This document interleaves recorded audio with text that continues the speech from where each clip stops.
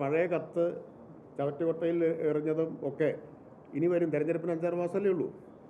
അത് 4 കൊല്ലമായിട്ട് വാട്സാപ്പിൽ കറങ്ങി നടക്കുന്ന ഒരു സാധനമാണിത്.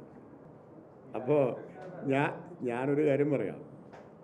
ഇമാതിരിയുള്ള തോന്നിവാസങ്ങളൊക്കെ വിളിച്ചു പറയുന്നതിനെ വാർത്തയാക്കിയിട്ട് ആഘോഷിക്കുന്നത് കുറച്ച് പരിതാപകരമാണ്. അത്രേ പറയാൻ പറ്റൂ. പിന്നെ കഴിഞ്ഞ നിയമസഭാ തെരഞ്ഞെടുപ്പ് കാലത്ത് ഒരു വാർത്ത എന്തായിരുന്നു അറിയാം? തൊട്ട് മുമ്പ് എൻ്റെ ഭാര്യയുടെ നിയമനമായിരുന്നു. ആയിരുന്നില്ലേ? തെരഞ്ഞെടുപ്പ് കഴിഞ്ഞിട്ട് എൻ്റെ ആവിയായിപ്പോയി. ആ നിയമസഭാ തെരഞ്ഞെടുപ്പിൽ അത് പോരാതെ വന്നപ്പോൾ വന്ന ആരോപണം എന്തായിരുന്നു എന്നറിയാം? വാളയാർ കേസിലെ കൊലയാളികളെ രക്ഷിച്ചയാളാണ് എം പി രാജേഷ്. ഇനിയിപ്പോൾ എന്താ കേൾക്കാൻ ബാക്കി?